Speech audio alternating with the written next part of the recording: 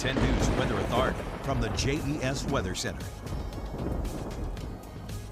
Good Wednesday morning, everyone. Here's a live look out at Wytheville, courtesy of our Bowling Wilson Hotel Skycam, where temperatures are currently at about 67 degrees with winds out of the east-northeast at roughly 3 to 5 miles per hour. Temperatures across the board: 73 in Alta Vista, 74 for South Boston. That is the warm spot out there. 72 for Roanoke and Lynchburg, 70 for Stewart, Martinsville, Bedford, Lexington, and Covington, and then upper 60s for the New River Valley and Hot Springs. Exercise planner looks all good to go for the next several hours. It is a little bit cloudy and sticky out there just because some of the cloud cover is trapping in some of that moisture that we received yesterday evening and last night. So continuing to deal with some wet grounds out there, if you will.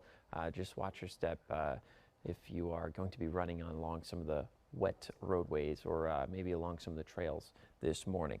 Zone by zone forecast for this afternoon: 87 for the New River Valley, 89 for the Highlands and the Roanoke Valley, 90 for Lynchburg, 91 for Southside. So temperature is going to be just a hair warmer than what we saw yesterday, and that is due to cloud cover that's going to be picking and choosing where it goes, and that goes hand in hand with some of the flash flooding risk for the day. A level 1 out of 4 marginal risk is in place for areas north of the Roanoke Valley. So we're really talking about 460 in towards the north, including about half of the Lynchburg area, half of the Roanoke Valley, and all of the Highlands. Here's a look at Futurecast. Maybe a few showers building in out there. Futurecast is picking that up. We do have some clouds at the really low levels, so maybe a little bit of mist and drizzle. But other than that, we should be in the clear of the rain through about the middle of the day. Partly cloudy skies continuing to build in. And then we'll see a couple of isolated showers towards the middle of the day, but it's really in the early evening that we start to see some of these storms fire up for parts of the Highlands, and that's exactly where we see the flooding risk for the day. But you'll notice parts of Lynchburg, parts of Southside, mostly dry of the rain for the day, which is good news because some areas down there have seen a soaking rain over the last 2 to 3 afternoons and nights. So definitely needing some drier conditions. That's also why temperatures are going to be a little bit warmer in those neighborhoods this afternoon as well.